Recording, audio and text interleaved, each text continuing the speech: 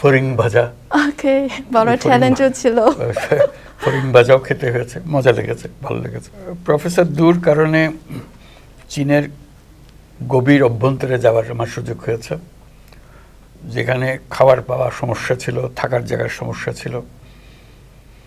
এমন সব খাবার খেতে হয়েছে যেসব খাবার আমি কোনোদিন জীবনে খাইনি।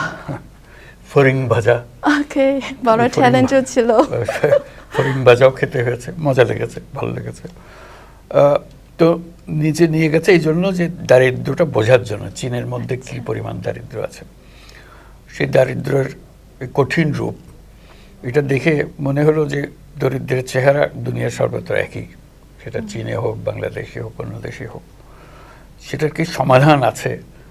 সমাধানটা হলো মানুষের যে সৃজনশীলতা, সেটাকে যদি স্বীকৃতি দিয়ে সমাজ যদি তার প্রাতিষ্ঠানিক আয়োজন করত, তোমার কাজ তুমি করো, আমি তোমাকে সহযোগিতা করব যাতে করে সেটাতে তুমি এগিয়ে যেতে পারো। বাংলাদেশে যেমন, এখানেও চীনেও তাই, ঘরে নানা রকমের প্রাণী পালন করে, যেগুলো বিক্রি করে, নিজেরা খায়, এরকম। কিন্তু পয়সা নেই, টাকার অভাব। কাজে ওই ক্ষুদ্র ঋণটা ওই কাজে লাগলো, যে টাকাটা হাতে পেলে সেটাকে ব্যবহার করতে পারে। মনে হলো যে তার একটা হাতের মধ্যে একটা শক্তি আসলো, ওই শক্তিটাকে ব্যবহার করে তার জীবন পরিবর্তন করা। মহিলাদের অবস্থা সব জায়গাতে একই রকম, চীনে যেরকম বাংলাদেশে এরকম।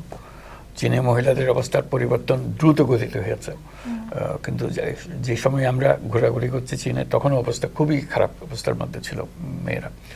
তো তার মধ্যেও এটুকু সুযোগ পেয়ে তারা যে কী পরিমাণ আনন্দিত হতো, তাদের ছেলে মেয়েরা আমাদেরকে ঘিরে রাখতো, যে এটা খুব মূল্যবান কথা, মূল্যবান মানুষজন এখানে এসছে, তাদের সঙ্গে কথা বলার সুযোগ পাওয়া।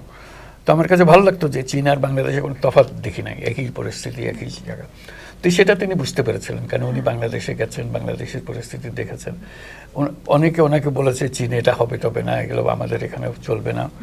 উনি এটাতে নড়েন নাই এবং শক্তভাবে ছিলেন বলে তার অনেক অনুসারী সৃষ্টি হয়েছে, বহু অনুসারী সৃষ্টি হয়েছে, এবং সেটাকে বিরাট একটা কাঠামো দিতে পেরেছেন উনি। ওটাই ওনার সাফল্য, যে প্রথম সবাই স্বীকার করেছে যে উনি প্রথম এটাকে এনেছেন এবং সরকারকে রাজি করাতে পেরেছেন বিভিন্ন প্রতিষ্ঠান সৃষ্টি করার জন্য। তার কারণে বহু প্রতিষ্ঠান, বহু নীতিমালা সৃষ্টি হয়েছে সরকারের, সেই জন্য সরকারের লোকজন এটাকে চেনে ভালো করে। তো সেটাই এটার যে ইম্প্যাক্টটা যেটা হলো, সেটা ওনার নেতৃত্বে সারা দেশে হওয়ার জন্য সম্ভব হয়েছে।